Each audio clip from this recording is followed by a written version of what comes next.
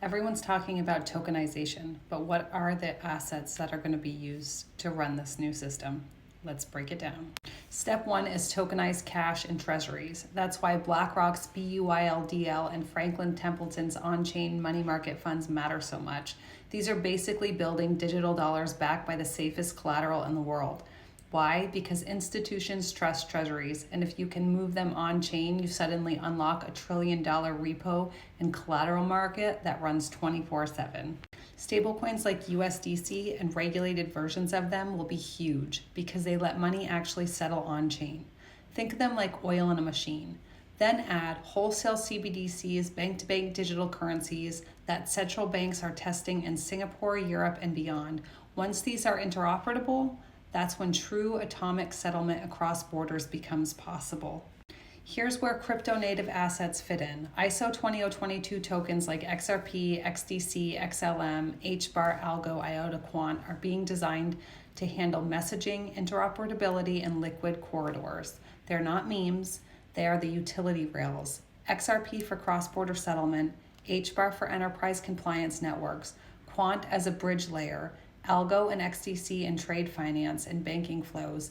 These are the glue between traditional markets and tokenized finance. Gold, real estate, carbon credits, even private equity, these are all being wrapped as tokens. Why? Because institutions need high quality collateral that can move instantly. Imagine tokenized gold used to back loans in Asia, or tokenized real estate shares used as collateral in the United States. That creates global liquidity from assets that used to be locked up. And then derivatives, interest rate swaps, FX contracts, repos. This is a $500. And then derivatives, interest rate swaps, FX contracts, repos. This is a $500 trillion market.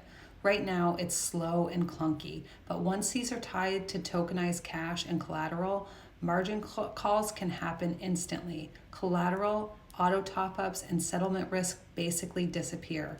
That's why banks are piloting tokenized collateral networks right now. It's not hype, it's infrastructure. So what's holding it back? Settlement money, CBDCs and regulated stablecoins at scale. Legal clarity, standardized contracts for tokenized derivatives. Liquidity venues, more regulated sandboxes going live in the UK, EU, and Singapore. Identity layers, whitelist ready wallets, and compliance rails. Once those align, tokenization eats the financial world.